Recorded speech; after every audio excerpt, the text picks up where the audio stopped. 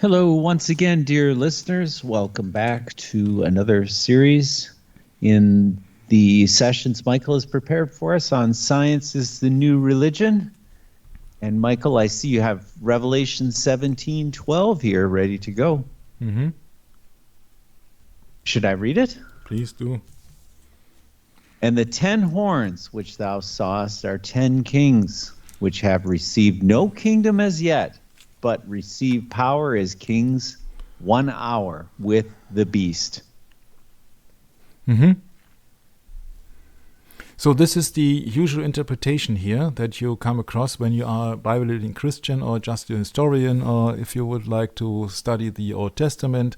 And you have the metalman figure of Nebuchadnezzar, right? You have the head of gold for the Babylonian Empire. You have the shoulders and breast of silver for the Medos, left, right, Medos and Persians. Then you have the belly of and thighs of brass for Greece, Alexander the Great. And then you have the Roman Empire and the East and West and the Roman Empire. And then the feet of mud and clay. Was it mud and clay? Yeah. Was it? Yeah. Mud and clay. Yes. Yeah. Yes. And afterwards, stone will then... clay and iron. Clay and iron, yeah. I thought there was something fishy about it, yeah. Sorry. Clay and iron, yeah. Yeah. And so you see that this is just... and in the end, Jesus Christ, the rock, will then... You see that Smash actually... the beat, yes. Yeah, Petra means the rock, not Petrus, St. Peter. Yeah, Petra means the rock, and the rock will destroy... Or the faith actually will then destroy, Jesus Christ will then destroy all these worldly kingdoms to inherit his eternal Christ kingdom. That's a good way to put it, the faith. Yes, the rock of Christ. So if you interpret the beast in Revelation 17:12, you would see that, okay, that is not just the kings, they are just now sitting together having dinner or what else, celebration with an animal. You would say your interpretation would be that the beast is a system, and you would interpret it not literally, you would interpret it spiritually, right? That's the problem. Mm-hmm. Because I think that the book of Revelation, and I just don't like to go into this, but I can't avoid it in this study here. It's just a multidimensional thing. It has a spiritual meaning, but it can have other meanings, and I think that the evil side will be successful as long as they are acting according to script. But the script would be interpreted by the lay people quite in other terms, right? Sure, it can be. They would not see Jesus Christ as the Lamb of God if they don't know anything about Jesus Christ. For example, just a simple example. They would take everything literally what the Pope or what other ruler would explain. And we have experienced hundreds and maybe thousands of times where the papacy or the scribes and Pharisees are just interpreting the Bible in their own way, in their own merit, right? Mm-hmm. So I have nothing against that interpretation of that figure here. What my problem is actually there are millions of false doctrines. We have discovered that even in the Bruce Lee series with the Midrashim, with the mythical substance of a Jew. My doctrine shall drop as the rain, my speech shall distill as the dew, and everybody comes up with their own interpretation, and of course there are millions and numerous doctrines, and nobody can be absolutely correct, so only God knows in the end. And that's my problem, where I had to start. So what if the papacy will play out something that the people believe because they don't know the Bible? You can't imagine that if you believe that we are just 8 billion people on this so-called planet, which is not a planet, you see that this is just all a false belief. If you imagine 8 billion people and only maybe 1 billion people, or what else the number of actually is, know the Bible, and how many of them really read the Bible, and how many of them understand the Bible and have the correct Bible, then it means that you can fool the people big time. You only have to go according to the script, not according to our interpretation of the scripture. That's what I try to tell you. I hope that everybody gets my point. It's just hard to describe or to take just one example out of the Bible. You see, the Muslim also believe in Jesus Christ as being a prophet, but not as the Son of God and not as being resurrected. So you have millions of other doctrines and millions of other beliefs and mixtures of everything. Yeah, Sundays and holy days and what else? And that's really the problem. The problem was when I stumbled upon the next verse. It speaks about beasts with horns. 10 horns out of this kingdom, 10 kings in Daniel, Deuteronomy, Revelation. A woman sit upon a scarlet-colored beast.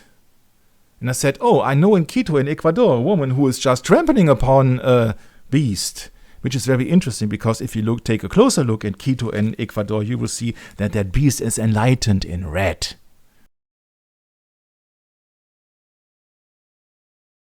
And the statue of Mary is enlightened in blue. How fitting is this?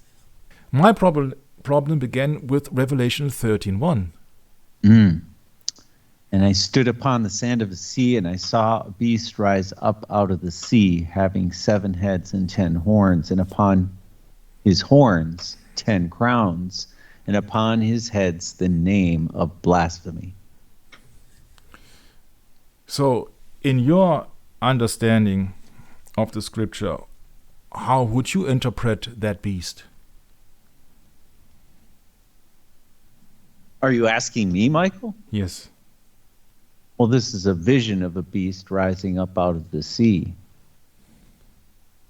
So, specifically, Bible explains itself, Michael. What do I need to be in here for? You need to be here to tell me the historical explanation or the spiritual explanation of that verse of the beast rise out of the sea. What is the sea? What is the sea in these in your usual understanding of the Bible?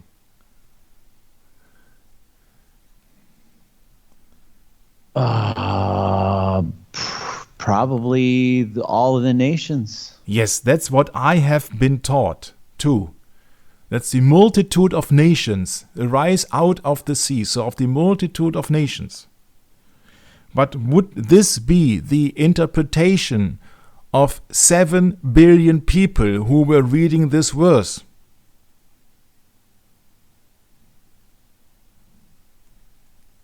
No, of course not. Of course not. They would take it literally. Yes, correct. They would say that somebody is standing on a beach and they saw a beast rise out of the sea, right? And reminding of our last session, where are we then? Antarctica, yes? Yes. You see, you have only to look up your Wikipedia, and they will tell you that the beast may refer one of the 3 beasts described in the book of Revelation.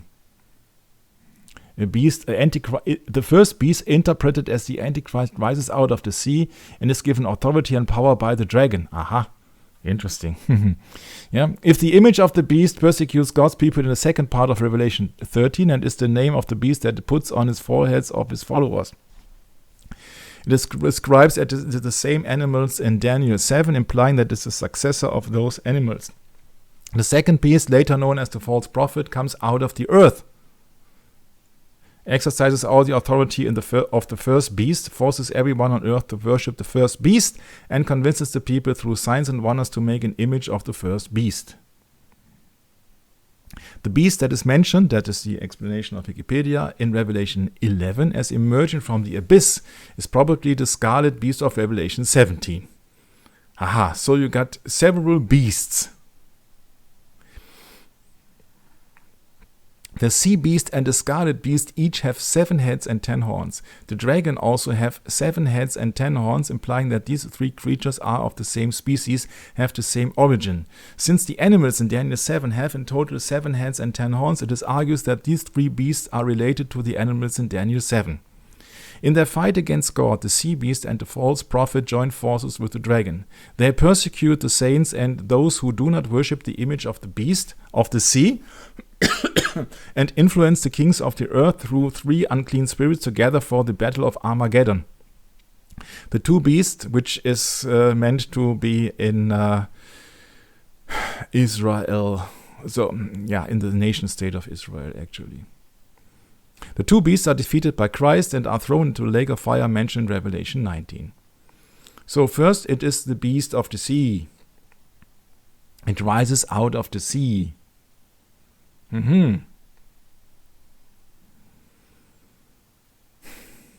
Like, let's give an example, the really worldly one. How about Godzilla? Yeah, later. Yeah, but you're spot on. You're spot on. That is my humble opinion, the reason why Godzilla came out of the ocean. Yes, exactly. Yes. Godzilla, king of the monsters, alive, surging up from the depths of the sea on a tidal wave of terror to wreak vengeance on mankind. Godzilla, king of the monsters, it's alive, A gigantic beast stalking the earth, crushing all before it, in a cyclonic cavalcade of electrifying horror. raging through the streets on a rampage of total destruction. Godzilla, king of the monsters, Incredible titan of terror. wiping out a city of 6 million in a holocaust of flame. Jet planes cannot destroy it. Bombs cannot kill it. All modern weapons fail. Is this the end of our civilization? Can the scientists of the world find a way to stop this creature?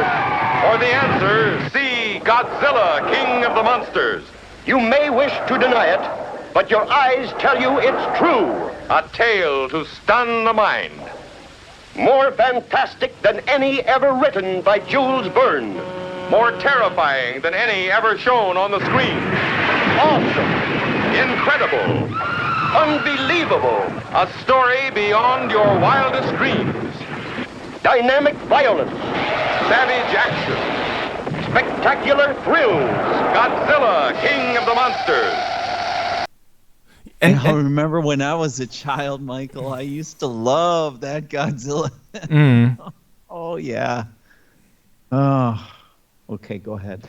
Yeah, so no, I don't have to go ahead. You see that you only have to think about the consequences then. Yeah, you see, if you just take the verse 13:1, not in a spiritual context, but in a literal context, and that's why I wanted to have the first session here on that series. Interesting. Yes. In Revelation 13:1, should I read it? And I stood upon the sand of the sea, and I saw a beast rise up out of the sea, having 7 heads and 10 horns, and upon his crowns, upon his horns 10 crowns, and upon his heads the name of blasphemy. Yeah, so the first session that we did on geology, which means the science of the earth actually, of the knowledge of the earth, logos, or the word of the earth, then I just thought, must we take the Bible literally? But the book of Revelation is quite another feat, because it is a vision, as Brett pointed out. But, of course, they can play any way they like, and I think that is just for a certain purpose that the dragon has been worshipped all around the world, not only in the Bible, but not in Italy or in the Vatican or what else, but everywhere. Everywhere, actually. But Michael, wait a second. We were just talking about Sir Francis Drake and 1540 not too long ago. That was... Yeah. Yeah, go ahead, please. Yeah, where he supposedly was born, yeah. Right. So would it make sense that maybe the past 400 plus, almost 500 years is only the time that we've been, quote unquote, worshiping the dragon? with the missions in the East, with Francis Xavier, in my humble opinion, it has been amplified since then. But the worship of the serpent, which is nothing else than a dragon, is quite old. You see, that is ancient. Yes, it's ancient. Yeah, think of the pharaohs in Egypt. I see. Okay. Mm-hmm. Yeah. So the serpent, and when we see the literal translation of the dragon, actually, we see from the Greek, a dragon means a sea serpent. Mm-hmm. Yeah, so the major difference between a serpent and a dragon might be its size, and might be other artifacts like that he's able to fly. But on the other hand, we do not know how the biblical Garden of Eden serpent looked like, right? Because God ordained as a penalty then that he has to crawl on his belly and eat dust. Yes. So when it was a punishment, then it is most likely that either he could go or he could fly. Nobody knows. I wasn't there. You weren't there. That's right. So lost in antiquity, yes. Yeah, so the worship of the dragon actually is nothing else than that's a spiritual, more in a spiritual sense, and seen as a sea monster or a sea serpent, and the worship of the serpent is quite ancient. You see that everywhere, even in Babylon. You see it everywhere. And no wonder you see that the first one who worshipped the beast, so to speak, you see in Genesis 3, it's been the serpent was more subtle than any other beasts of the field. So it is a beast. So the worship of the beast, actually, the first one who worshipped the beast must be Eve. Boy. Eve. Okay. Eve worshipped the beast more than her own creator. And the next one in that line would be Cain. He did not obey, obviously. Well, wouldn't you say that Adam could have stepped in and said, "Hey, Eve, you can't do this"? Yeah, that is a topic on its own, you see. But Adam... Yeah, but I guess maybe, here's the fact of the matter is, he couldn't. He couldn't. He couldn't. He told you before he couldn't. He told you in Genesis 2 that he couldn't. Mm-hmm. He told God, actually. That was the only one who was around. Yeah, he told God that he couldn't. Right. Yeah, that he was more in the flesh than in the spirit. Yes. Yeah, so Genesis 2:24, he couldn't. Therefore shall a man leave his father and his mother, and shall cleave unto his wife, and they shall be one flesh. Yeah. Yeah, and the reason is the flesh. Mm-hmm. This is just a summation or a repetition here of the verse 23, when he said, "Flesh of my flesh." Mm-hmm. So the lust of the flesh it was that drew Adam, quote unquote, insane or away from God. He knew when he saw that woman, he was so full of love or lust or what else, I do not know.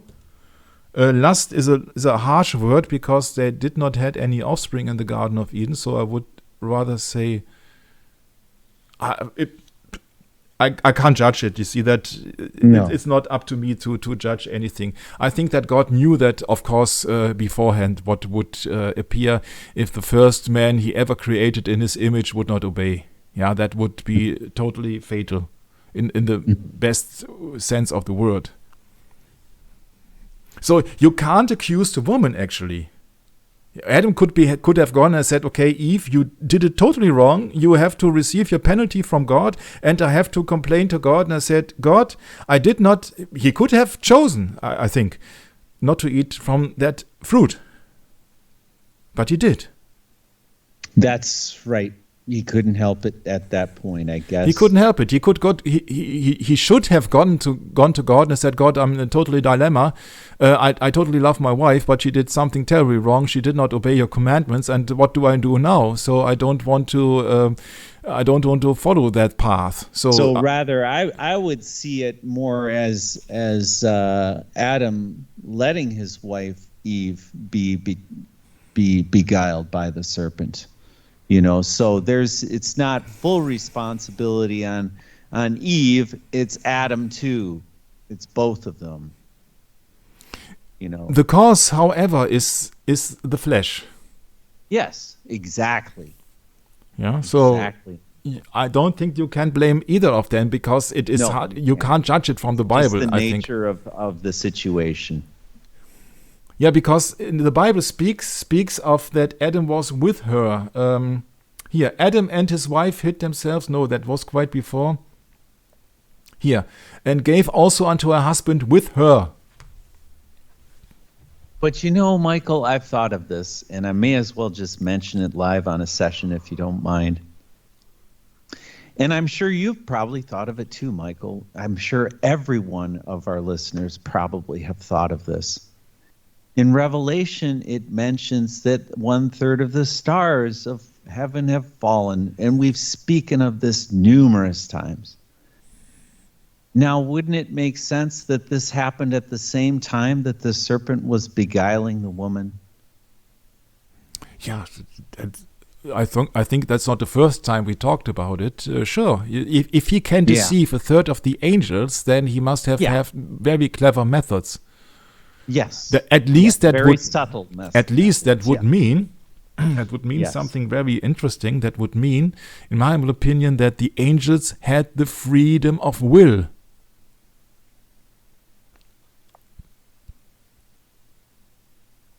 Well, the fallen ones, they're different. They're not of God. They're of Satan.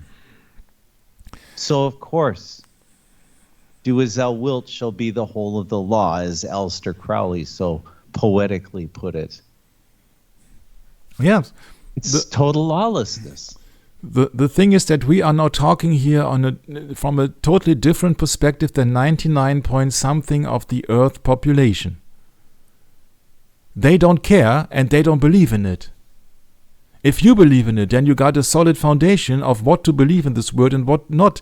But the other people, other people, they don't have that foundation, and they believe everything that the television or the Pope or the United Nations or whoever else is putting out. You see that? And by the way, there's really nothing wrong with that. It's just the natural way. And in order to really have God reveal the truth to you, you need to have these episodes or instances or great problems in your life where you start going to the Bible to seek answers, and you start reading the scriptures on your own, Michael. That's the only explanation I can even think of coming up with in order to explain the dilemma we're in. Yes, to come up with the answers that, it's just, you're going to have to go through a lot of tears before you come to this, I think. It just doesn't come that easy. It doesn't. And that's why, when you're a young man, it's so easy to be betrayed by all this. I remember very vividly driving down the freeway, seeing the signs saying, "Get the United States out of the United Nations," and it would make me so angry. Because I didn't understand what on earth they're talking about, because everything I've been raised with in this horrible education system pointed the opposite direction. It's just... My simple point in the entire dilemma is just that you see that there are millions of people just following the Pope. There are millions of people who are just following their preachers. There are millions of people who are following the television. And if they come up with any news, 2020, what happened there? Yeah, the majority of people fell for it. And that's what most likely gonna happen. I can't tell you, and I'm not a prophet, once again, I can't tell you if this scenario will happen. But you will see that how I find that a likely alternative possibility to happen. I got arguments for it.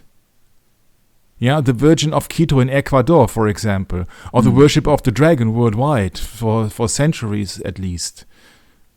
But yeah, I got much, much more, because this scenario, as Brett told us with Godzilla, has also been pictured quite frequently in the last 70 years, since 1955-56, when Godzilla appeared on the screen. This is close to 70 years now.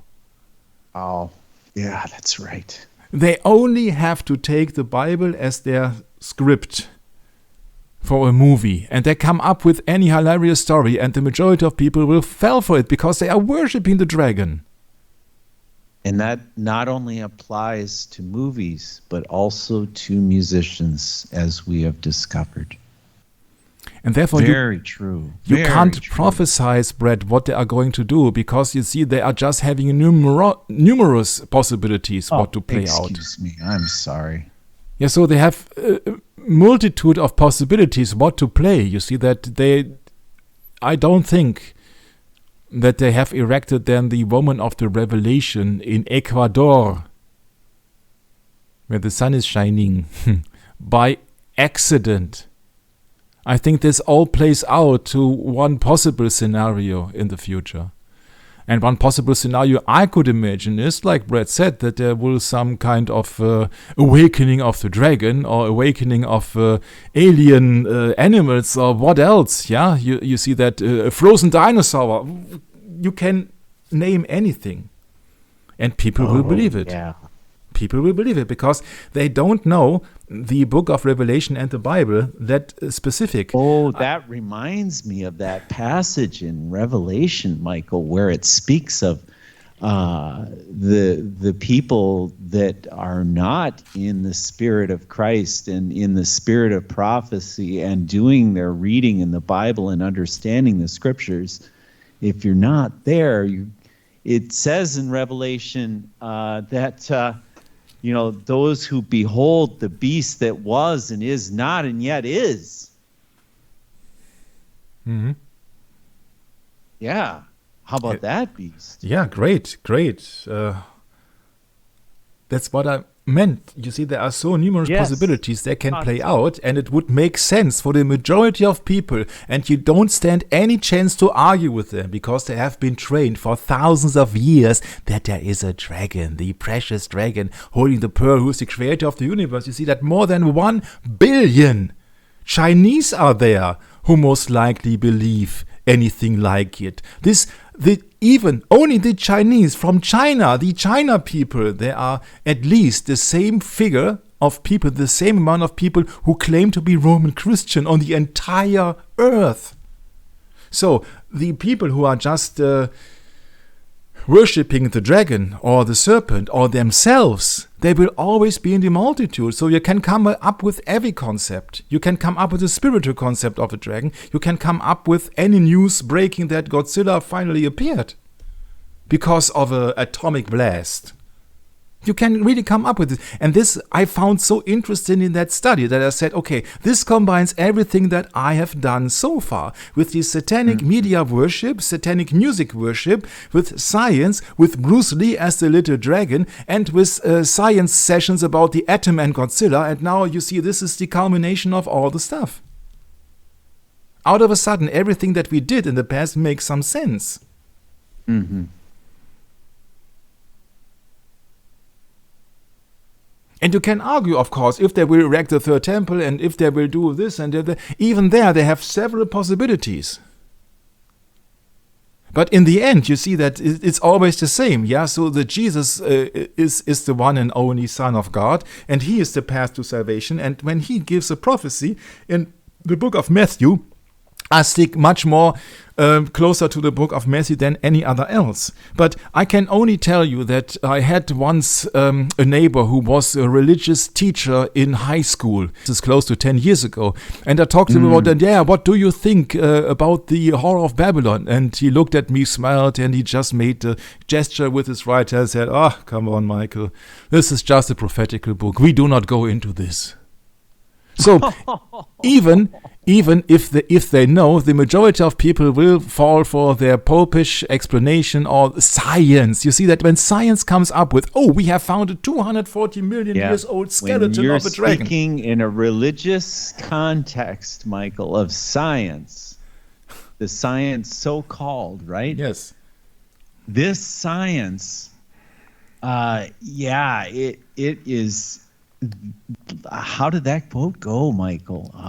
The religion of the elite. You see, they have all their time on their hands in Antarctica to create any fiction. Yeah, Deception Island, They can come up with UFOs, they can come up with everything. And the people will believe it. They said, see, I always told you for centuries. I don't have to name anybody. Yeah, so you see that they can come up with everything. Oh yeah, these are UFOs. This is the Third Reich. The problem is I'm sorry to interrupt, Michael. No, it's okay. You. The problem is that these like a Mayan 2012 thing. That already passed, and that was false. It did not come true. But they still got to come up with something else. And the people, you're going to buy it? Really? That's what I tell you. I am not a prophet. I don't know what kind of a story they will come up with. But I can guess, at least, take a lucky guess, that it has something to do with science. Yeah, right. Exactly. Because that's all they got. They rejected all of the scripture. You don't have... what does it say right in Scripture? It says the cornerstone was rejected. The cornerstone, the chief of the corner, it's rejected. Of course, it all makes sense once you understand that what the real Christian faith is going to be rejected by men. It's not going to be accepted. So the whole ecumenical thing, people that are involved with that, they just cannot relate with us, Michael. They just can't. It's like, I know it says in the Bible, the scales over the eyes, right?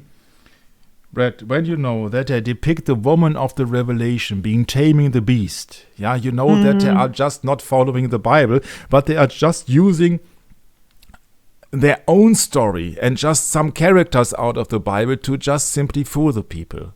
And they will be successful as long as people do not read the Bible, people are not in the Holy Spirit, and as long as they are just being close to the script of the Bible, of the book of Revelation. Then I think they have so many means at their disposal to figure out what to do, how to convince all the people. And the majority of people, you see Gaia movement and Hindus and Chinese people, and so they believe in the dragon and the serpent and the snake.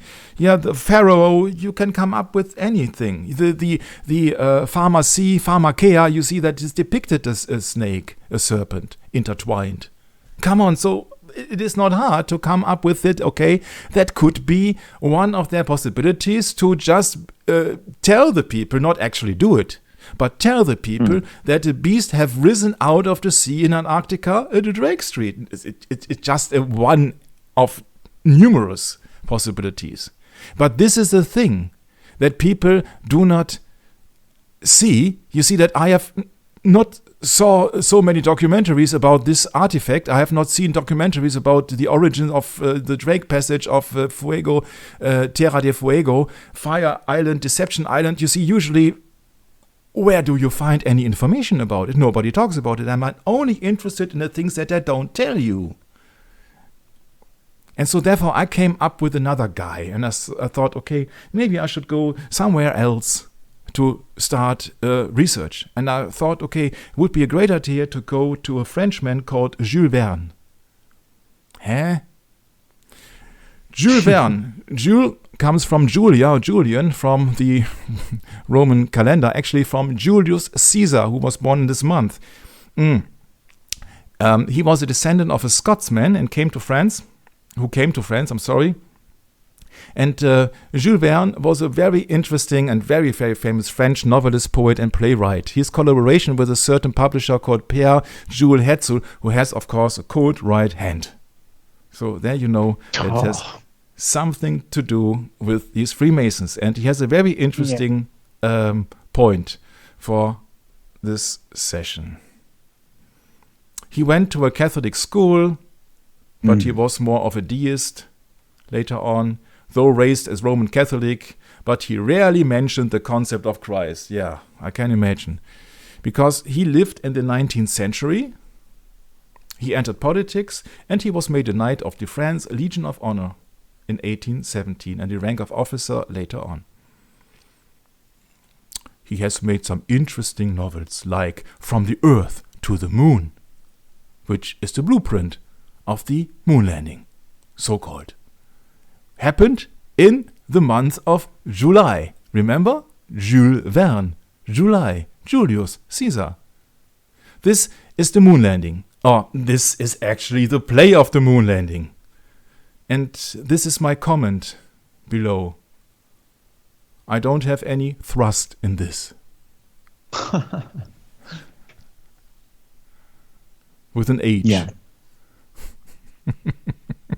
But even then, if the thrust is missing and my trust in them is already missing, they convince the majority of people, I guess, with their moon landing. I had such a good laugh the other day when I was watching some strange video on the internet, but these guys were just showing this video from India with these people that have their moon landing. And they got the thing on there. It looked like a video game. It really did. The Honorable Prime Minister, Shri Narendra Modi ji, who is here to encourage us, and he is critically looking at the visuals.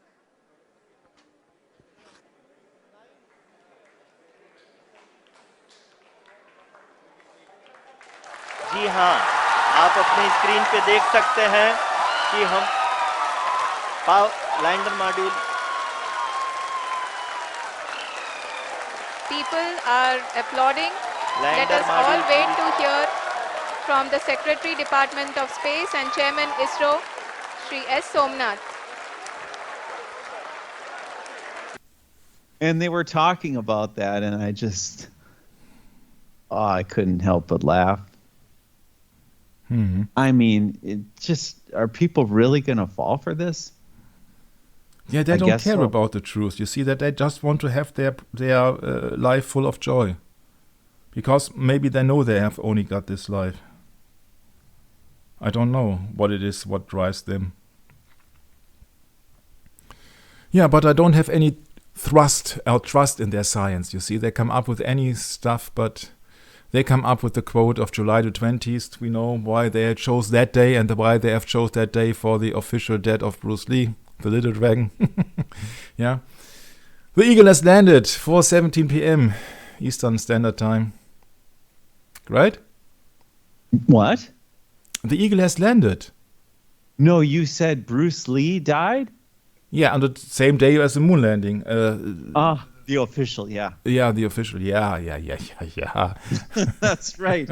I forgot about that. That's a really interesting point you bring up, Michael. Yeah. And I thought, okay, maybe I should compare the times where they were on the moon or the travel to the moon. And I have looked it up, and if my calculations are correct, then it is 102 hours and 45 minutes, which would sum up to 6,165 minutes. Brett, once again. Oh, yes. Addition, that would be... Oh, wait now. Oh, yeah, 18, yes. Yeah, sure, huh? But must be a coincidence. So this Jules Verne, who has a Frenchman in the Legion of Honor, who has a Freemason publisher, let's put it this way, he comes up with a novel of From the Earth to the Moon in 97 hours and 20 minutes, which did not happen because they needed 102 hours, so officially. But it tells the story of the Baltimore Gun Club, a society of weapon enthusiasts, and that attempts to build an enormous Columbia space gun and launch 3 people in the projectile with the goal of the moon landing. Interesting, huh? Columbia. That was the name of one space shuttle, by the way. And Columbia has something to do with District of Columbia? Maybe? Washington, D.C.? Just maybe. I do not know. He has been raised Roman Catholic. Yeah, I have to remember.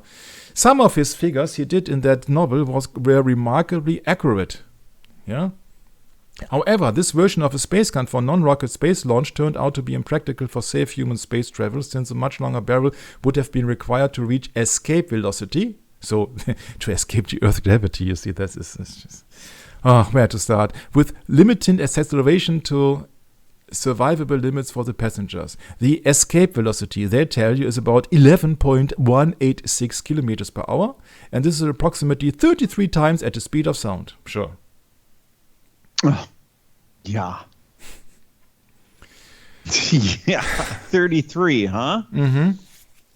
But it's not the end. In 1889, Verne wrote a second sequel for the novel The Purchase of the North Pole. I don't want to go into this. To use the Columbia to alter the tilt of the Earth. So this is hilarious. You see, if you know that he's just using false science for his novels.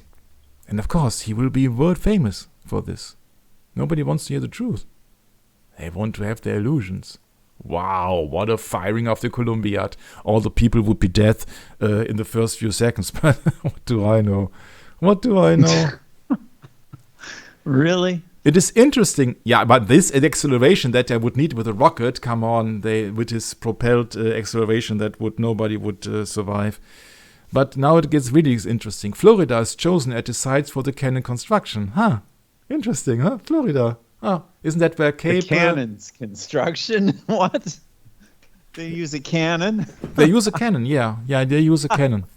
Yeah, the firing of the Columbiad cannon. Yeah, sure. Don't you think that would hurt the astronauts? That's what I told you, that I think they don't have survived any seconds. So Florida is chosen as the site for the cannon's construction, which is quite nearby Cape Canaveral, I guess. They would have to drill a 18-meter circular hole. Oh. Why?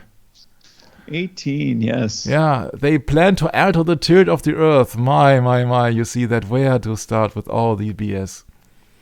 But this is not my point. You see that I got quite another point. An unidentified scriptwriter combined Verne's From the Earth to the Moon with a sequel. So there are some ghostwriters, and I can only smell that his publisher, being a Freemason, most likely, has some influence on him. So maybe he's only scapegoat, who knows? During their return journey from the moon, running out of ink, the crew of Apollo 11, made reference to Jules Verne's book during a television broadcast on 23rd of July. The mission's commander, astronaut Neil Armstrong, said 100 years ago, Jules Verne wrote a book about the voyage to the moon. His spaceship Columbia, which means SIC, sic erat scriptum, this was it written, took off from Florida and landed in the Pacific Ocean, Ocean of Peace, remember, after completing a trip to the moon. It seems appropriate to us to share with you some of the reflections of the crew as the modern-day Columbia completes its rendezvous with the planet Earth and the same Pacific Ocean tomorrow. Great. This is, by the way, the space shuttle Columbia. Oh, he must be a prophet, or he has some ties to Freemasonry. I guess the latter, huh? So, when you think about there having some disasters at the NASA, like the 1986 Challenger disaster, I'm not surprised, because Challenger actually means slanderer, plaintiff, one who makes false charges. Who could that be a reference to, I guess? And the space shuttle, you know who I mean, who's the Challenger in the Bible, huh? Oh, yeah, right, of course. And one who makes false. The accuser, yeah. Yeah. The accuser. So the space shuttle Columbia was the 113th flight, so you had 11 and 13, and that ended in a disaster. It killed all 7 crew members in 2003. Columbia. That's the same name that Jules Verne was using in his fiction, of course. Getting somebody to the moon. Come on. Yeah. I'm not adapting your model, and I'm outside your frame. I'm not partaking any discussion, as the God that I believe in is the God of miracles and wonders. And this is the end of any discussion. Amen to that. Now look what happens here in that interesting book, From the Earth to the Moon, chapter 5, the romance of the moon. The what? The what of the moon? The romance. Oh, you mean Rome's antics? I'm sorry. Yes. Yeah. Mm-hmm. Pretty good. Yeah. Pretty So good. this is the article. This is the chapter, and this is the page 29. Yeah. Look at what's here. And yet she sometimes eclipses her brother, the radiant Apollo, without ever being eclipsed by him. So you got Apollo, you got Columbia, you got the Egyptians, Isis, you got everything here. Oh, yo. You see that? Where to start? Yeah, like you had mentioned before in previous sessions, Michael. Nasha, yeah. Nasha. What was that Hebrew for again? To deceive. To deceive. Yes. How fitting with the red from the hissing serpent of the hissing of the snake. Yeah. Mm-hmm. Yeah, right. So How Apollo, fitting. of course, Freemason and all the stuff. Mm-hmm. Yeah. So Quite clever, aren't they? Mm-hmm. Yeah, quite clever. 1871, Verne works such as The Journey to the Center of the Earth. Yeah, interesting, huh? Interesting. Journey to the Center of the Earth. I'm not going into the content of it. Verne began to invent mad scientists and evil geniuses. You don't have to invent them, they're already there. Yeah. So these are excerpts from The Journey of the Center of the Earth, which has nothing to do with the current script so far. But they are talking about a hidden and dusty piece of a volcanic rock from a curio shop lay at man-made artifact. Wasn't it Deception Island, which is a volcanic island? Interesting. A cryptic message from a scientist from 300 years. A cryptic message. I wonder what that cryptic message, like Enochian alphabet from John Dee maybe, huh? Yeah. He stated that he had reached the center of the earth.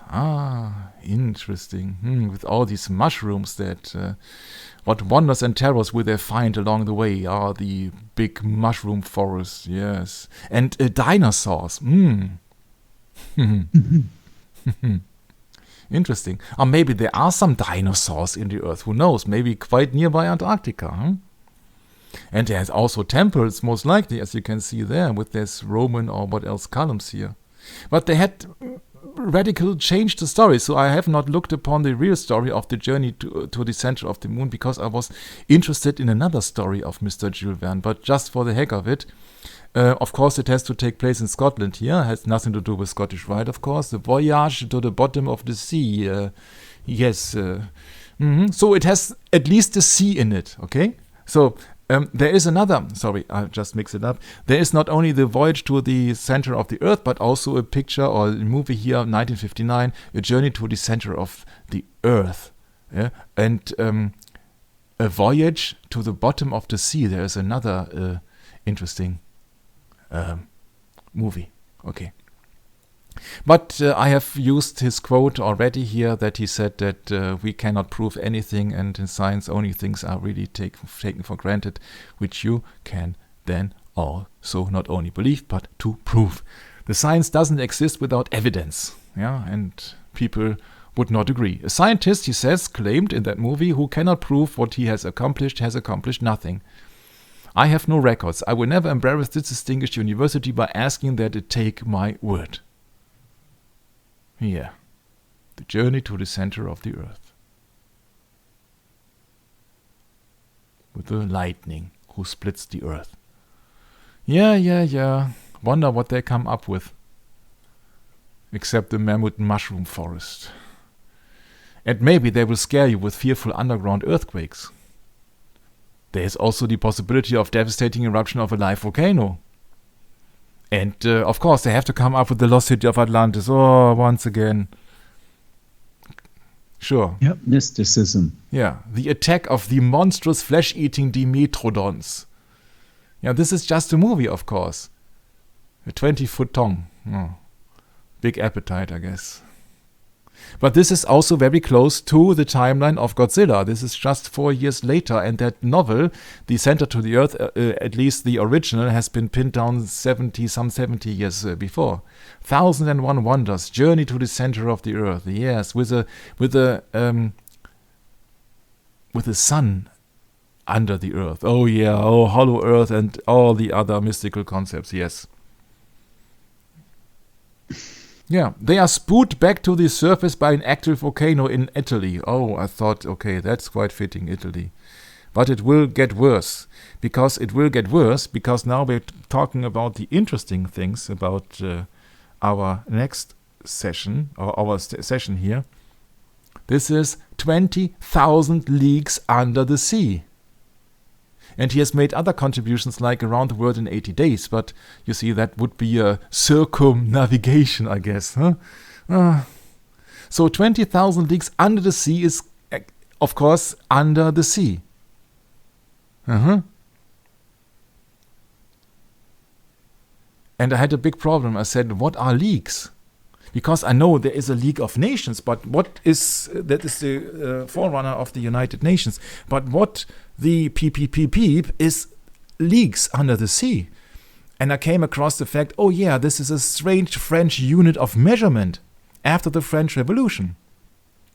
They had a lieu that could vary from 3.2 kilometers to 5.8 kilometers, depending on the province. I said, ugh. So therefore they had a law of 18, yeah, the meter, the length defined as being 1/10 millionth of the distance between the North Pole and the equator through Paris. I said, oh, through Paris, Brad, not to Greenwich. These Frenchmen once again, huh? So, and then they had a law of the 4th of July, not in United States. We are talking still of France. Which is very interesting, because the law of the 4th of July and also your so-called Independence Day, it is 4th of July, right, Brett? Yeah, that's right. Yeah, 4th of July is the only day that the sun and the Orion's belt are rise together. Yeah, but it has to do something with Freemasonry, I guess. Yeah. Right. Yeah, it's just... So 20,000 leagues under the sea. Yeah, so this... What is a league now?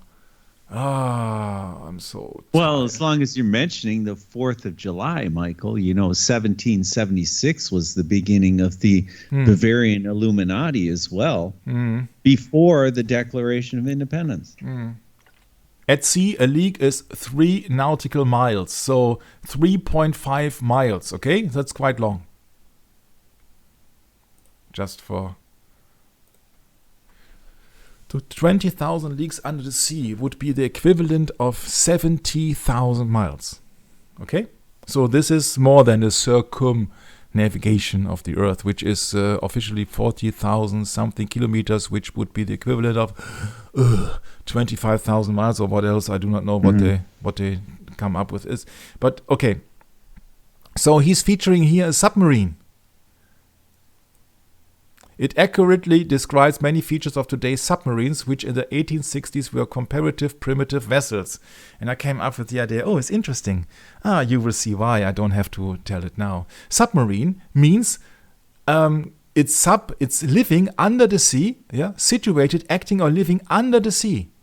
Living under the sea. Does a submarine live? And marine means found in or pertaining to the sea, so it belongs to the sea. But submarine means it belongs to live under the sea. That is the meaning of submarine. I thought, interesting at least. So submarine, the history, blah, blah, blah, and more blah. In 1800, France bought Nautilus, a human-powered submarine designed by American Robert Fulton. Nautilus, gave up upon the experiment in 1804, as did the British. And then I reconsidered his submarine design. So Nautilus. Oh, by the way, did you know that there was a United States Army or Navy, actually, a Nautilus 571, which sums up to 13. A Nautilus positioned to the North Pole. A submarine. On the 3rd of August 1958, I thought, oh, a submarine. So they have named it also Nautilus again after the first submarine. Interesting. The first submarine to complete the submerged transit of the North Pole. And one of the first operational nuclear-powered submarine. And then we are getting close to our Beast of the Sea, I guess, huh?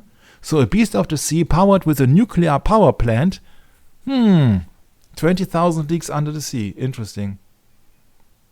Oh, that was on the 3rd of August 1958. Remember, the 3rd of August 1492, Columbus set sail to the ocean blue from Spain. But must be a coincidence then. Maybe. Don't know what you believe. I know what I believe. Nautilus means a marine cephalopod. From Nautilus, implying a kind of marine snail. Now it gets really interesting, huh? That's maybe why this famous audio component manufacturer in Great Britain called Bauer and Wilkins comes up with a speaker cabinet called the Nautilus. Looks a bit like a snail, I guess. Right? Brad? Yeah, big one. Yeah. Big one, yeah. That's the Nautilus. 100,000 euros, so $110,000 yeah. or what? Yeah. Nautilus. Nautilus. From Greek, nautilus means literally a sailor, a poetic form of sailor.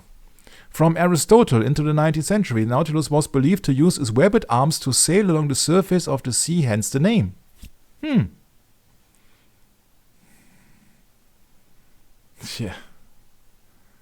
My. And there was a pope, actually, his name is Alexander Pope, who came up with a poet about the Nautilus. Learn of the little Nautilus to sail, spread the thin oar and catch the driving gale. A satirist in the Enlightenment area, most of the prominent English poets. Nautilus. Now is Indian European and means boat. Nautilus. It's a form of all parts of aeronautics, aquanaut, argonaut, and astronaut. That's interesting, because then astronaut, you know what that means actually, Brad. Astro. When naut means boat. And astro means the heavens, I guess. The star, yeah. Astra. Yeah. That means then the boat of the stars, yeah, yes. Whatever. Yeah, and what does the Bible tells you? That there is water under the heavens. Yes. Yeah. Oh, yeah. That's right. You know, Michael, that brings me to another point. I had a friend of mine from Wisconsin call me this week, or I called him actually, other way around. And he had told me about this word to look up in, because I told him, I have a 9th edition Encyclopedia Britannica. He said, look up, what did he say? Ether.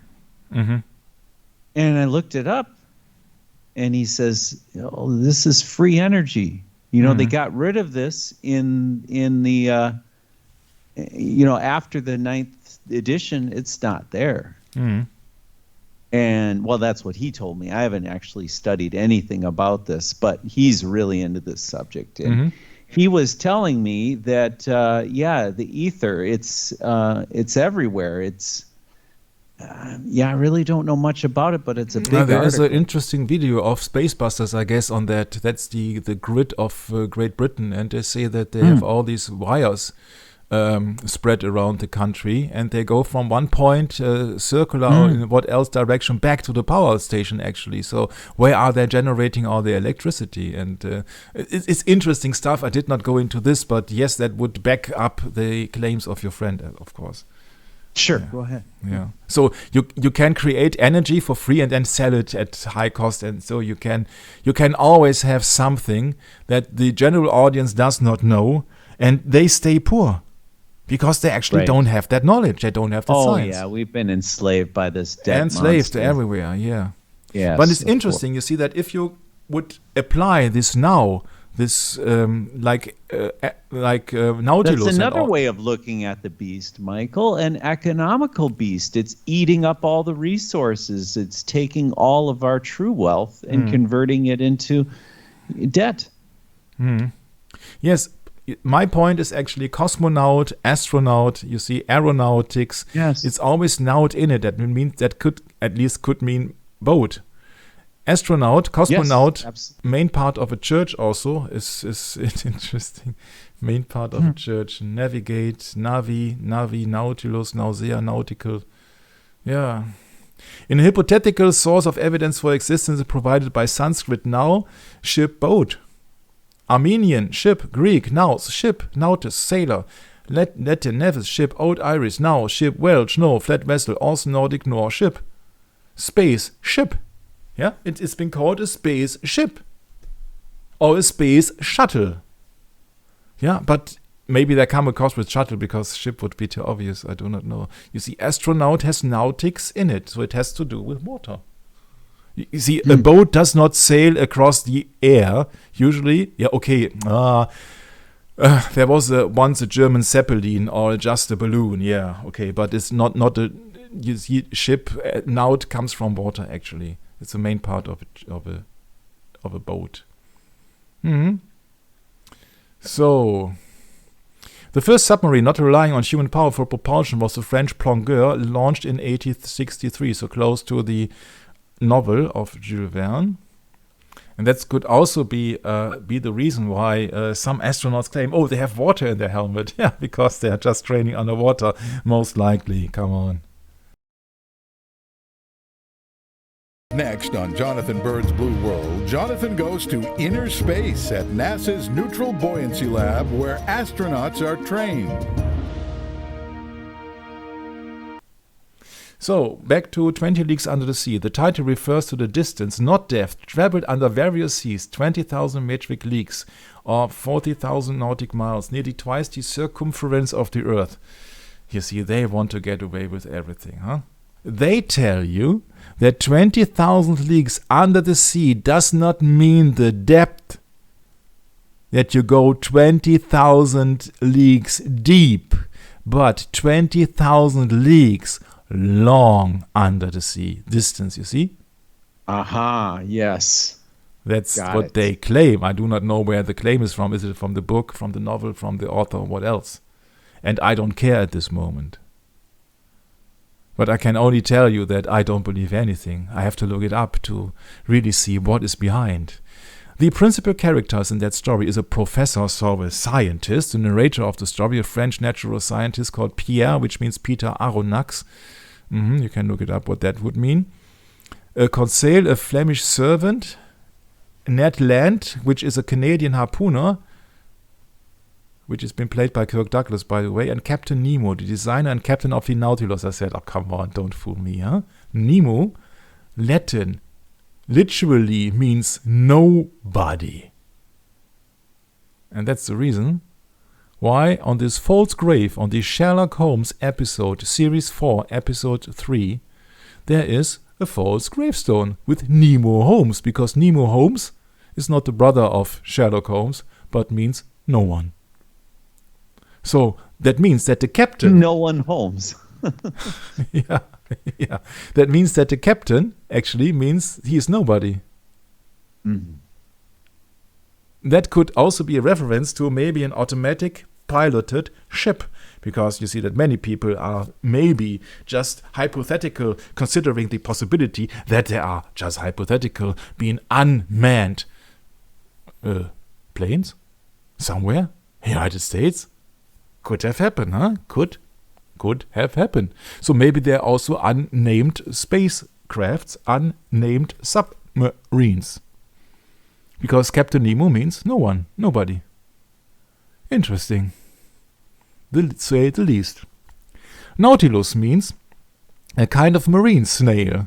So nobody is steering a marine snail from Aristotle. Interesting, huh? So an autonomous sea snail. That would be the combination of Captain Nemo and the Nautilus. Interesting. Interesting. You see, animal is only the newer explanation or the newer vocabulary of the name beast. Animal from early 14th century means any sentient living creature, including humans. Yeah, so humans are also animals too. Remember when that Harari guy, historical professor of Israel, closely related to Klaus Schwab and WEF, World Economic Forum, is say that humans are hackable animals, and he's correct. Yeah, because we are being defined as being animals. I think the most important thing to know about living in the 21st century is that humans are now hackable animals. To hack a human being means to understand that human better than he or she understand themselves, which was never possible in history before on a massive scale. I mean, on an individual level, yes, my mother, at least until a certain age, knew me better than I knew myself. And that was good, because her interests were aligned with mine. And then after a certain age, it's not so good if your mother still knows you better than you know yourself. But it's much, much worse if there is a corporation or a government rather than a parent. Including humans, as we have been described humans, and not in the form as the Bible would depict us as being made in the image of God. It's more like Cain's image. Yeah. What we should be. Yeah, you see that animal was a rare word in English before the 1600s and not in the King James Version 1611. That is what etymology even tells you. It drove out the older beast in common usage. So that makes another big problematic thing. Because now you could also replace the beast of the King James Version with an animal. Or with a human, actually. Sure. It's not me who comes up with this. It is just etymology which tells me. Yes. So that means that, I know it was Revelation, the beast of the sea was 13? Yeah, I think so. Mm-hmm. The beast rise out of the sea. So, Therion, a dangerous animal. So it is more likely a really beast, an animal, and not a man. But you see that if they would replace the Bible, I do not know, the New Standard American Version or what else, maybe they have replaced it with animal, and then it can also mean man. You see, but there's too much possibilities. And I am not a prophet. I can only see that we are being deluded big time, everywhere. So the plot of this movie is 1866. Various nationalities, and now you know why I came up with this, ships of various nationalities sight a mysterious sea monster, which is later suggested might be a gigantic narwhal or whale. There's an expedition in New York City to find and destroy the monster, and Professor Pierre, a French marine biologist and a narrator, receives a last-minute invitation to join the expedition. He accepts, and the harpooner, the Canadian Ned Land, and Aronnax's faithful manservant Conseilers also among the participants. So, they leave Brooklyn to use the United States Navy frigate Abraham Lincoln, which travels south around Cape Horn into the Pacific Ocean. Brett, any kind of resemblance there? Cape Horn, Pacific Ocean? Yeah, of course. Yes, of course, huh? Yeah, but interesting they chose the name Abraham Lincoln, huh? 1860s, no? 1860s. 1860s. Okay, that's right. Wait, now, what year? 1865? What? So we're talking a deceased Abraham Lincoln when they did that. I can't tell you the exact time when he so. wrote that book. 1865 he died. Yes, 1865, yeah. Oh, interesting. And this is just a minor script. You see that I got much more interesting stuff. Oh, sure, yeah. But this is just the beginning. You see that I thought, okay, that under the sea, a beast under the sea. See, what could they play out that the majority of people would believe? So the novel was serialized from March 1869, but when did he wrote it? During the year 1866, so it published in 1872, so that when Abraham Lincoln was long gone officially. Okay, yeah, I see. What I found interesting and striking is that they traveled south around Cape Horn into the Pacific Ocean. That is exactly where you see that dragon-like artifact. And of course, you would now suppose, as a reasonable American, you would suppose, okay, this is not a dragon which is lying there or a sea snail. This is just a natural hill or what else under the sea, of course. Sure, that's why they have named it Drake and Fire Island, Cape Horn and Deception Island and all the stuff. Sure. After a 5 months search ending off Japan, that is where Godzilla happened to be located. The ship locates and attacks the monster, which damages the ship rudder.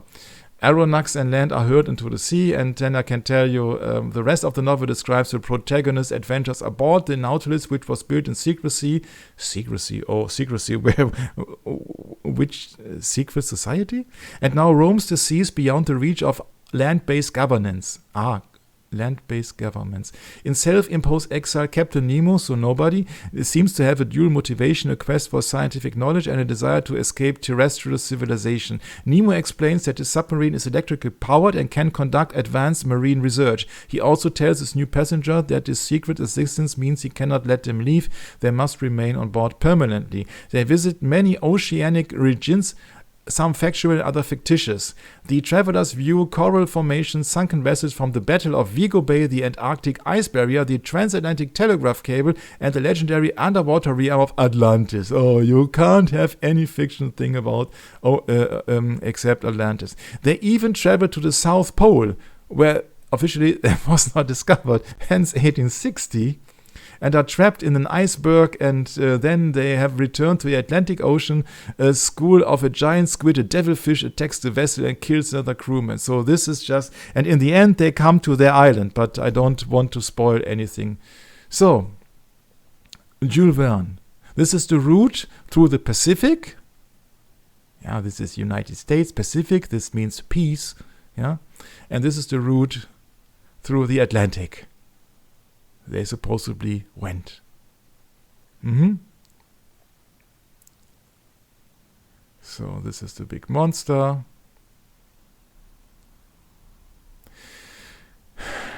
As noted above, Hetzel, that's the publisher, and Verne generated a sequel of sorts to this novel, which means that now, you see, at least in the Wikipedia description of all the mess here, you see that the publisher is in it, and he's a Freemason, most likely, because he got a Cold War right hand. So, making progress here. Don't want to bother you with any stuff. So, any surprise? Who did promote and publish and finance that movie?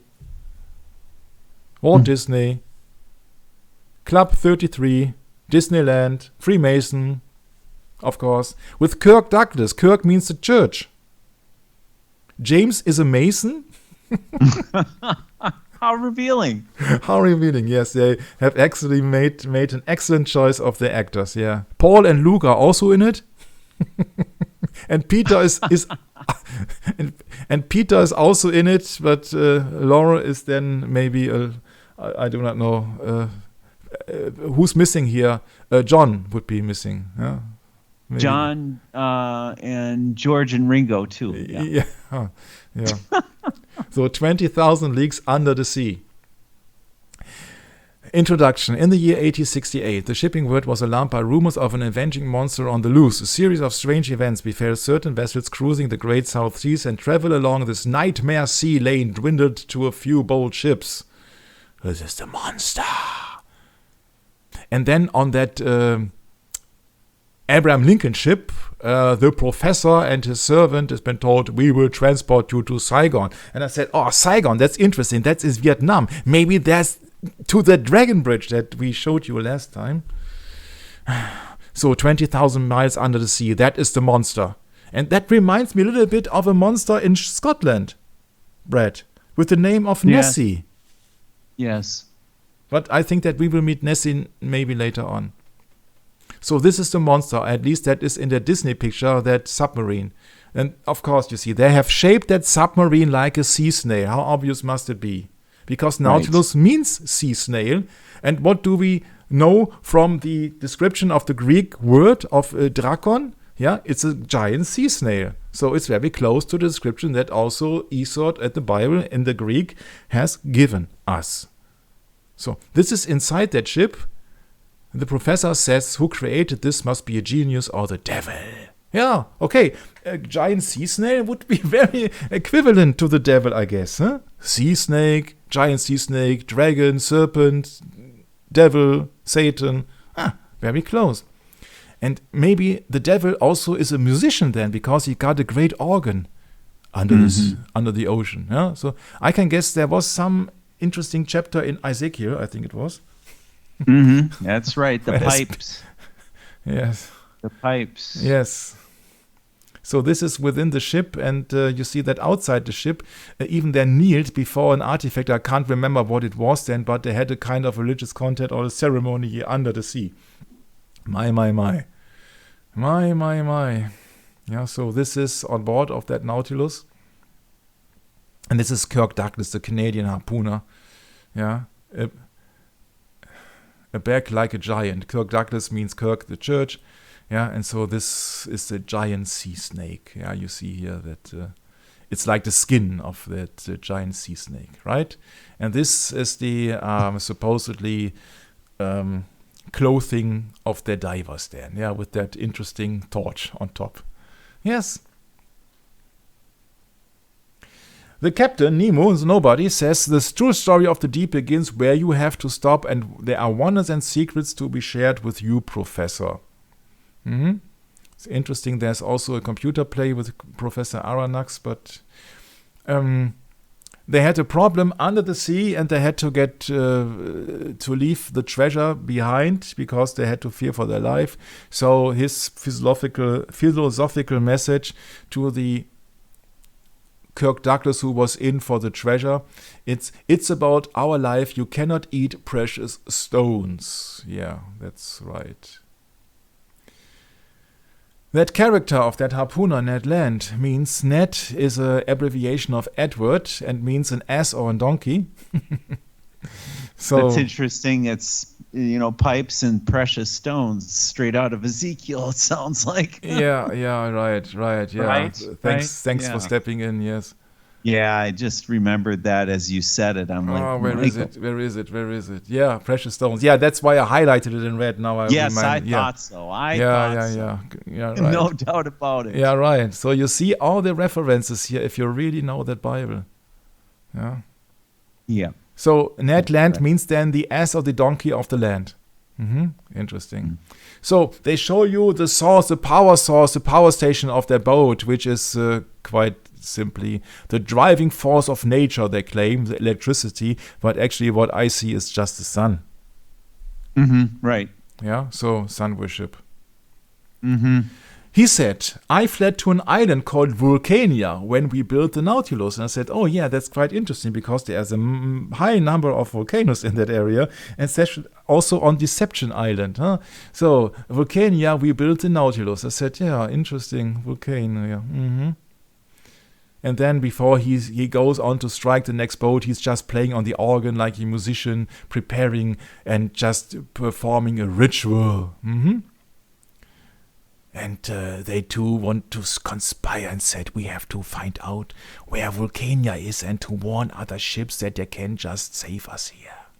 And they figure it out here with that globe, of course, that Disney, on that gigantic map under the sea. Yes, and then they had a strange animal here. What is it? I can't know in English. Let's see. I'll zoom in on it. Not a sea hound, but in German would say Robbe. Is that an otter? Or no? No, it's much bigger. A seal. A seal, yeah, right. A seal. Yeah. So Esmeralda is the name of that animal. Esmeralda comes from emerald and means a bright green precious stone. So you got the precious stone once again. Wow. Yeah. So then they take notes and they make just kind of message in a bottle, and they are just pinning down their position here in longitude and latitude, and I compare that here on that maps. And this is, of course, in the Pacific here. This is quite here. This is Japan, this is Australia, this is United States, somewhere here Hawaii. So this is just between Hawaii and New Guinea and what else. So this is it's not in the region that we would suppose, but it's just here. Yeah, got it. That's Marshall Islands. Yeah, that's close to the Marshall Islands, if anybody's interested. So when they were in the Pacific Ocean, and Pacific means peace, I don't get it that they are just there portraying a cannibal island. Because that is in the context is quite a contrary, Pacific and cannibal. Yeah, so, but what do I know? What kind of peace they are thinking. So they have just been awakened, they're cannibals, and they're cannibals, they are just then into conquering the Nautilus. Yeah, of course they will fail. I can tell you why. I remember because they set the boat with electricity on the outside, so they all had to get off that boat. Yeah, it's a hilarious task to have electricity on the outside of a metal boat when the boat is on water, submerged in seawater. Yeah. Yeah. Yeah. Or surrounded by. What do I seawater. know? You see that? Yeah. Natives are shocked with electricity. Yes. So the captain then afterwards, after the attack, all people survived. There are frontiers, he said. There are frontiers where man cannot live. We have exceeded this by 5,000 feet. No one was that deep than we are. Mm-hmm. And then out of a sudden there is an enemy. An enemy who's also been then attracted by the electric shocks or what else. But that sea snail, which is just reaching inside the Nautilus and then is just killing one man. Yeah, and Kirk Douglas, of course, the church is just serving other people from death. Yeah, so it's quite fitting that it's Kirk Douglas Church. Yeah. Captain Nobody says, I have installed a power plant, a power big enough to bring paradise on Earth. I think that, we got so much people here who have such a high self-esteem, and they just tell everything. He must be, what is it nowadays? Somebody who's just been seen as saving people. What is it here? Philanthropist. Philanthropist. Oh. Yeah, philanthropist, yes. Mm-hmm. So now there they are, where they have secretly built that ship. That is the volcano island, surrounded by warships. But they get to the water in destructing other ships and just submerging, so diving under this. And so this is the industrial base in that inside that volcano, where you can see this from the top. And the captain went ashore to destroy the entire facility, just with one last breath or what else here. And he just wants to destroy everything, and the island has been blown up. And that's where you see the gigantic Nautilus sea snail in the front. And he says, okay, I will come back another time when mankind is prepared for a better life and a brighter future. And that's where this fairy tale ends. Some people say that there are secret messages of Jules Verne decoding his Masonic, Rosicrucians, and occult writings. And you see that you can do this, but we will just move on, because we know that Walt Disney is a Freemason company. So we know what's all about. Yeah, Captain Nemo has a symbolism as the hilarious comic adaptation Finding Nemo. Huh? Finding no one. Finding no one, yeah. Oh, yeah, that's right. There's that Nemo now, too. There's that Nemo, yeah. Finding Nemo. I forgot about Nemo, yeah. Yeah, that's Finding Nemo. I do not remember what kind of fish that is, but it's also not important there. Yeah, that's not a goldfish, but it is gold in color. That's true. Yeah. Yeah, you see that, of course, he has ties to Freemasonry. You see, that's quite clear. The last page in the end of the original novel from Jules Verne is then, will the missing vessel tell us by the nationality that of Captain Nemo? I hope so. And I also hope that this powerful vessel has conquered the sea as its most terrible gulf, and that the Nautilus has survived where so many other vessels have been lost. If it be so, if Captain Nemo still inhabits the ocean, his adopted country, may hatred be appeased in that savage heart. May the contemplation of so many wonders extinguish forever the spirit of vengeance. May the judge disappear and the philosopher continue the peaceful exploration at the sea. If his destiny be strange, it is also sublime. Have I not understood it myself? Have I not lived 10 months in this unnatural life? And to the question asked by the Ecclesiastes 3,000 years ago, quote unquote, that which is far off and exceeding deep, who can find it out, unquote, 2 men alone of all now living have the right to give an answer, Captain Nemo and myself. And this has just been quoted out of the Bible. Man, yeah. You see, when they quote the Bible, yeah, you can read it if you would like, but... No, you already read it, right? So yeah, but you see, the point is, you see, that they will always use the Bible in the wrong context. Of course. Yeah. Oh, by the way, the fish Nemo is a clownfish. A clownfish, yeah, that's very fitting, huh? Yeah. They are just fooling you. Yeah, they are Right. admitted. Yeah, they're even admitted. Yeah, they're fooling you. Right. So what you see is not only the thing that you get. You see that there can be other causes that we usually do not know about. I came across this by watching that movie here and thinking about it, about submarines, that we do not know, that we usually we do not recognize because we do not see it. We only see on the surface, right? Yes. So we do not realize that under the ocean, officially at least, there are thousands and thousands, innumerable amounts of cables for internet connections, electricity, what else? Yeah, so-called submarine cables. Yeah, and there are big companies who are just, officially at least, yeah, been pulling these cables underwater, and just this entire world is being surrounded with cables. You see, the consequence of it is, imagine something would appear, like just for example, a big bomb would go off. Yeah, then all these cables, these connections, this intelligence, this power, and internet and telephone and communication, yeah, would be blown. It would be a total disaster, according to these images, at least. Usually, we do not see them, so we do not recognize them as they maybe are or maybe are not. So there are many possibilities that they can create. They can create any disaster. Any disaster. If you believe this, you see, maybe they do it the other way, but you see that if you believe this, the Maria cable, I said, oh, Maria cable, so phonetically it's Mariah, huh? But what do I know?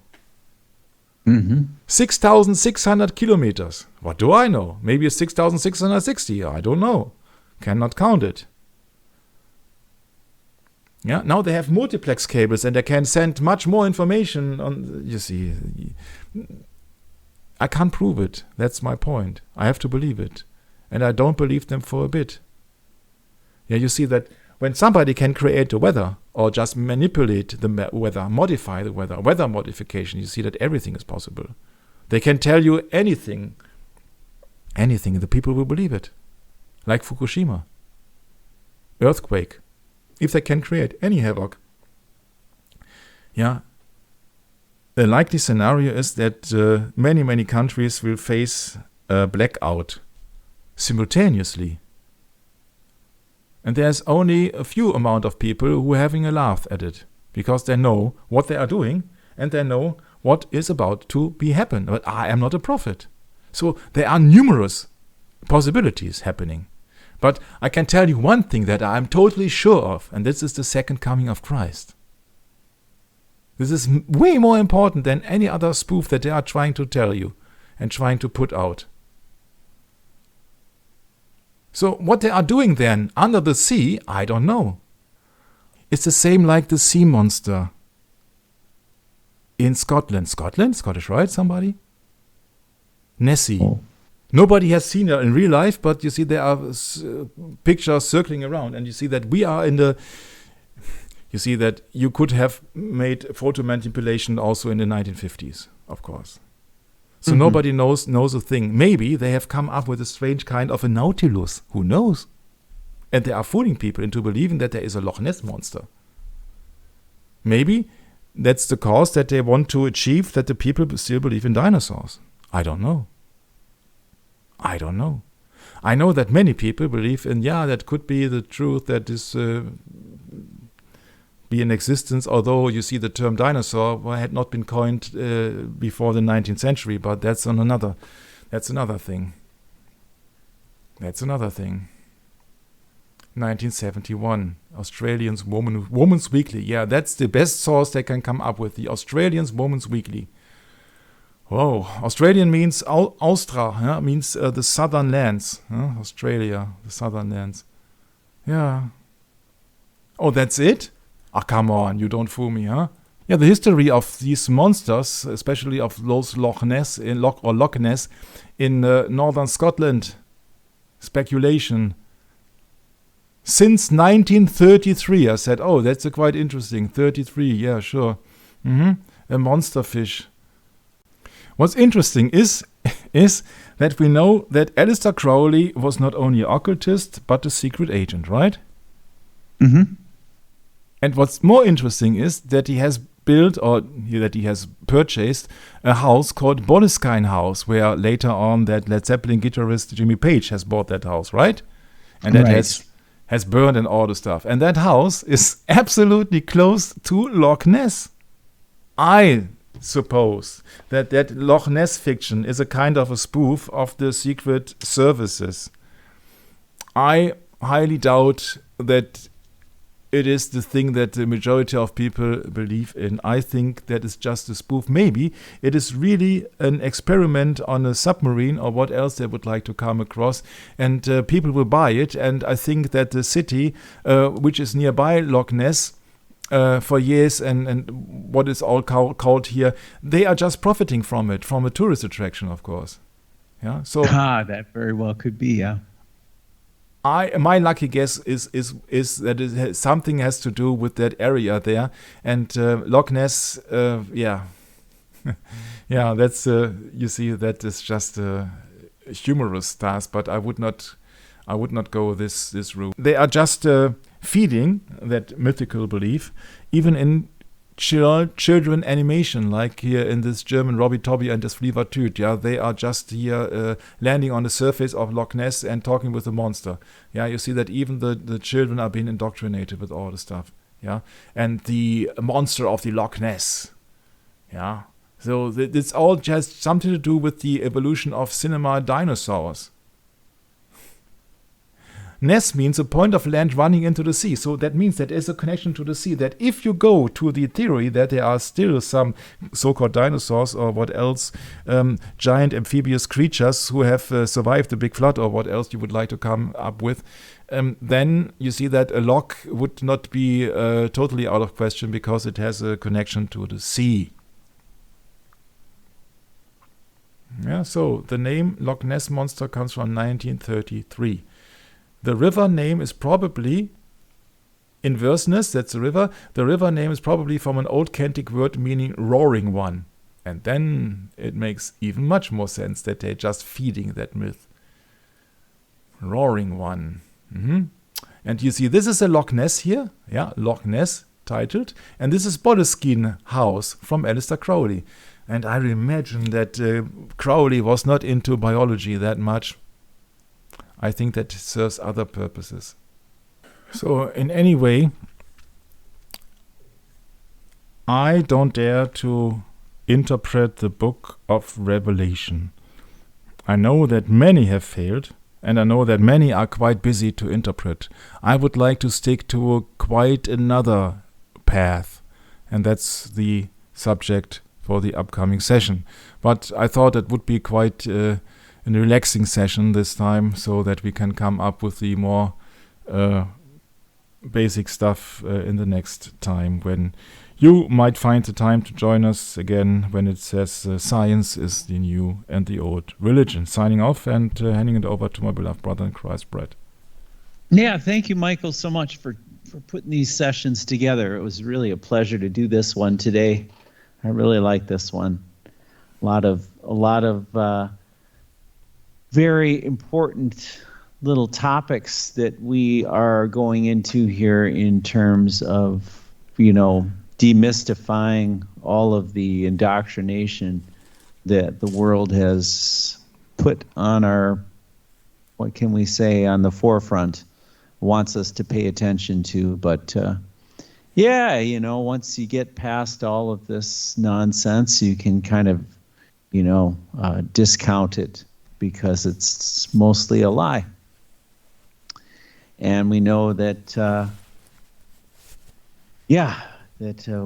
let no man deceive you. That's our hope, is that we will be able to demystify and to ignore the messages from this horrific beast that is upon the world, upon the nations, upon the deceptive acts of our, leaders and governments and all the other organizations. So thank you, Michael, and looking forward to joining you next time. God bless, and bye-bye.